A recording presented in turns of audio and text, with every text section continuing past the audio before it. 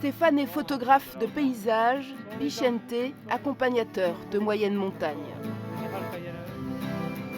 Comme il a fait une nuit un peu agitée, un peu arrosée, tranquillement il se laisse sécher. Le vautour fauve il fait entre 2,50 m et 2,70 m à l'âge adulte. Ils ne se connaissent pas, mais pour nous, ils ont accepté de partager un moment. C'est une belle entrée en matière là, dans la vallée avec ce vautour posé sur ce piquet au loin, avec en plus ce carré bleu là. On peut s'y approcher tranquillement, on va essayer de voir au maximum. Tu vas voir parce que je suis sûr qu'il y a les copains qui sont cachés derrière. Avec mon téléobjectif, voilà, la distance respectable, je l'ai déjà. Après, On peut s'approcher à peine un peu, mais moi je suis d'avis aussi de le laisser tranquille. Oui. Ils sont chez eux. Ouais, voilà. Il a une impression assez royale sur ce poteau au loin. Et on dirait qu'il pose pour toi, quoi. Ça va. Ce matin-là, sur les hauteurs de Saint-Jean-Pied-de-Port, la météo nuageuse ne les a pas découragés.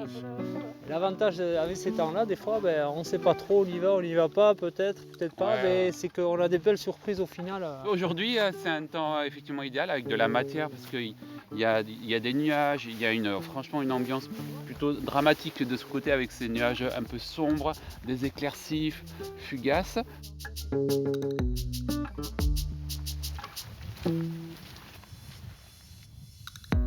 Attends.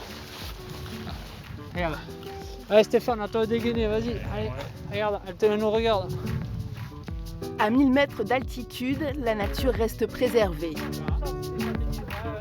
Alors il y a quelques routes, quelques maisons là.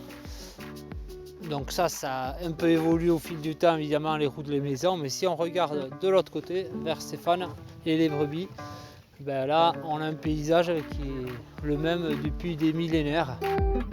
L'hiver épure l'image, les couleurs et les formes accrochent l'œil du photographe. Il n'y a pas de feuilles aux arbres et donc du coup c'est sombre. Donc du coup, forcément, si c'est sombre autour, on va avoir la couleur et plus la lumière, ce qui va mettre forcément en valeur le lieu. Stéphane était venu en repérage, lui qui pour sublimer un sommet peut attendre la bonne lumière plusieurs jours, en a pris plein les yeux. À la montagne, c'est la surprise, et intérieurement, donc ça apaise, ça apporte beaucoup de joie intérieure. Bien sûr, ça permet de se déconnecter parce qu'on oublie tout et puis on vit surtout le moment présent. Et ouais, un peu de brebis du coin, ça va pas nous faire de mal, je pense. Allez, tiens, on va aller voir des petits spots sympas. Super, allez, à compte. Vicente a gravi les plus hauts sommets du monde, mais ici, dans un rayon de 40 km, il parcourt des lieux dignes des 5 continents par des chemins de traverse.